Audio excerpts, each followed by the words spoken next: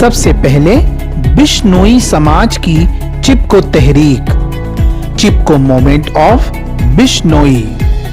अजीज तलबा, ये भारत का सबसे पहला इकोलॉजी मूवमेंट था। भारत की रियासत राजस्थान के शहर जोधपुर के जुनूबी मशरिक में खेजरली नाम का एक गांव है। इस गांव के अतराफ में खेजरी नाम के दरख्त की बहुताद है, इसलिए इस गांव का नाम खेजरली पड़ गया। जिला जोधपुर में बिश्नोई समाज के लोग काफी तादाद में आबाद है। तारीख के मुताबिक खेजरली नामी गांव में चिपको तहरीक का पहला वाक़िया 1730 एडी में पेश आया। दरअसल बादशाह को अपने महल की तामीरी के लिए चूना भुनने के लिए ईंधन की जरूरत थी, इसलिए इसने अपने मुलाजिमीन को हुक्म दिया कि गांव जाकर लकड़ियों को जमा करके ले आओ। गांव के अतराफ खेजरी नामी दरख्त थे और बिश्नोई समाज इन दरख्तों को मुकद्दस मानता था।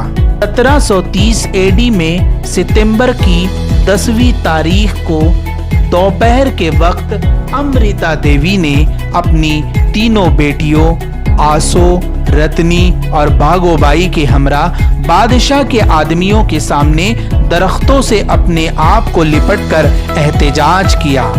बादशाह के मुलाजिमीन खेजरी के हरे भरे दरख्त को काटने की कोशिश कर रहे थे। अपने इस इक़्तिदाम से बाज रहने के लिए बादशाह के मुलाजिमीन ने अमृता देवी को रिश्वत की भी पेशकश की, लेकिन इसने इस पेशकश को ठुकरा दिया और कहा, अगर एक दरख्त को सर की कीमत पर बचाया जाए तो मैं अपनी जान देने से भी पीछे नहीं हटूंगी। बादशाह के मुलाजिमीन ने कुल्हाड़ी से इसका सर तन से जुदा कर दिया।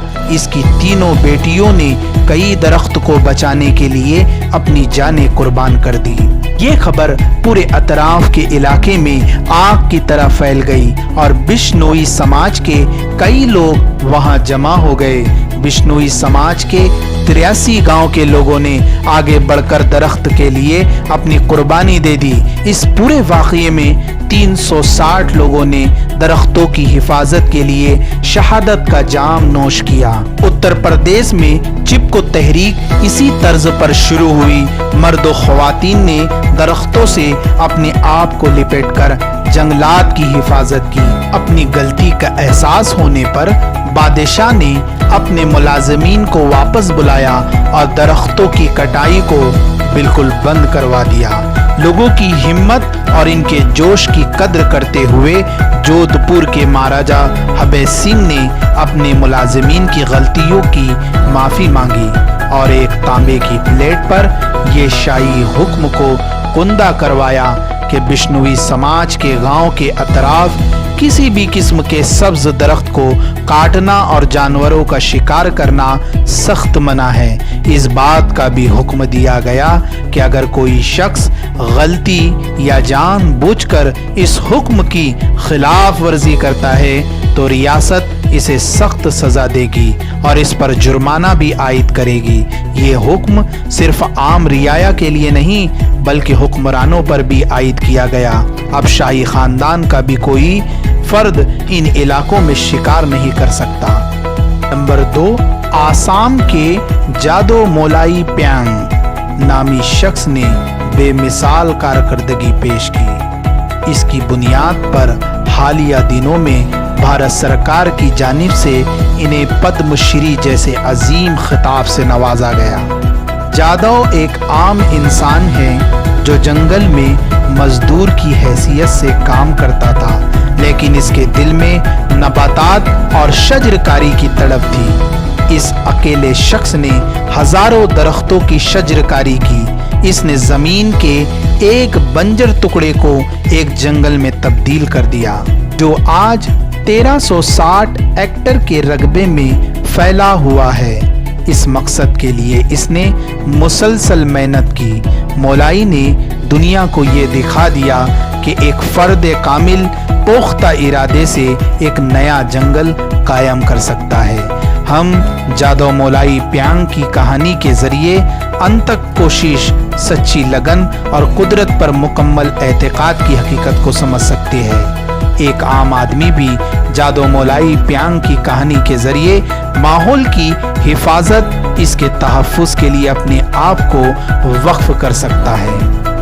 नंबर 3, मुक़द्दस देवराई, सैक्रेड ग्रूव्स।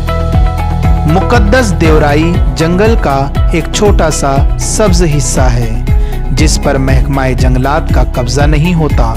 ये एक तरह की तहफ़्फ़ुज़गाह है जिसकी हिफाजत आम आदमी और कबाइली लोग करते हैं। जंगल का ये टुकड़ा हयाती तनु से मालामाल होता है। लोगों का अकीदा है कि इस इलाके में मखसूस देवता क़याम करते हैं। इसी अकीदे की बिना पर जंगलात को एक किस्म का तहफ़्फ़ुज़ हासिल होता है। इसलिए मकामी ज़ुबान में ऐसे जंगलात को देवराई कहते हैं। इसी वजह से यहाँ लोग दरख्तों को काटते नहीं हैं, यहाँ जानवरों का शिकार भी नहीं किया जाता। भारत में ऐसे 13,000 से ज़्यादा देवराई का इंदराज है। इनमें ज़्यादातर देवराई महाराष्ट्र के मगरिबी घाट, कर्नाटक और केरला में मौजूद है। भारत के दीगर इलाकों में भी इन मुक़द्दस देवराइयों का पता चला है। हयाती तनु की हिफाजत के लिए ये देवराइयाँ एक अहम किरदार अदा कर रही है। तलबा, अगर हम अपनी ज़िले जलगांव की तरफ मुक़द्दस देवराइयों पर नज़र डालें तो हमें उनबदेव, निम्बा देवी, मनु देवी वगैरह की मिसालें नज़र आती हैं।